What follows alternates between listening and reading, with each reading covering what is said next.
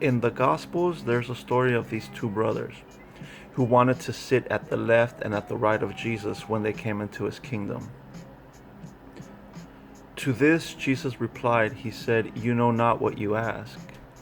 He said, "The cup that I drink, you are not ready to drink from, or you are not able to drink from." We sometimes think of certain positions, certain situations, and we covet them. Or we'll look at certain people and look at the places where they're at in their lives, or look at the places that they find themselves in, right? The situations that they find themselves in. And it's easy for us to say, oh, wow, I would like to be them, or I would like to be in that position, right?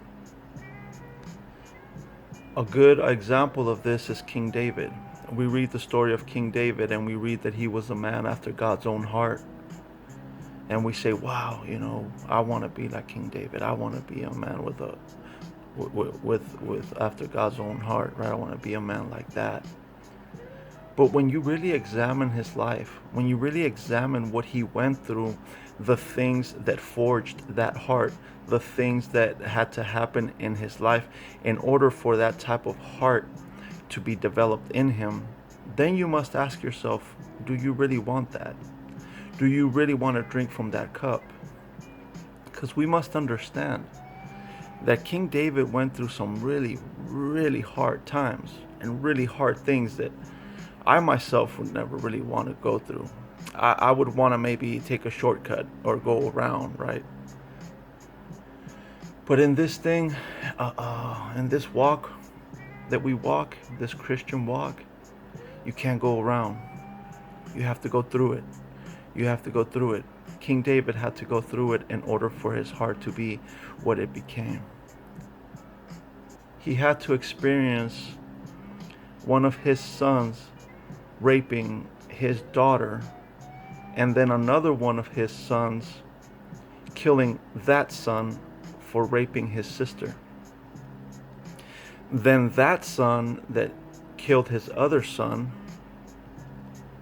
later on in life turned against King David and sought to kill him, to take his place and take his position, because he didn't feel that the situation was handled right when everything happened with his sister. King David didn't do anything about it, or he didn't do what he felt, what this brother felt should have been done. So he took matters into his own hands, to which King David then punished him for having his brother or killing his brother, and expelled him from the kingdom.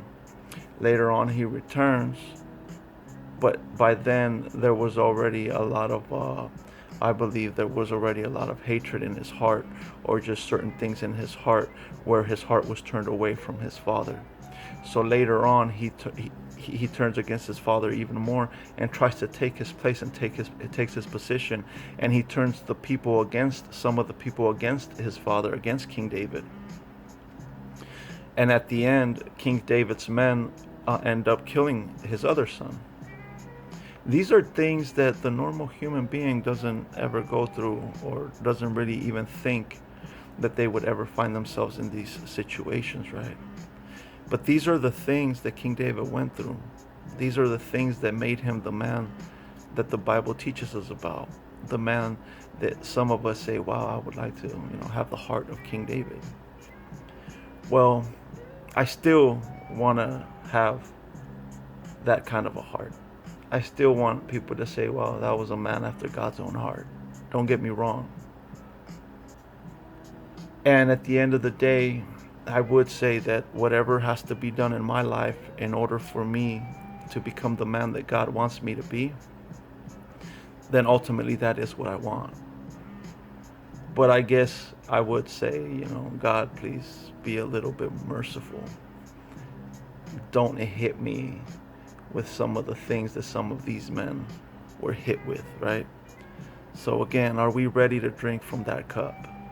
That's something we need to ask ourselves before we start asking and seeking certain positions or certain character in our life, right?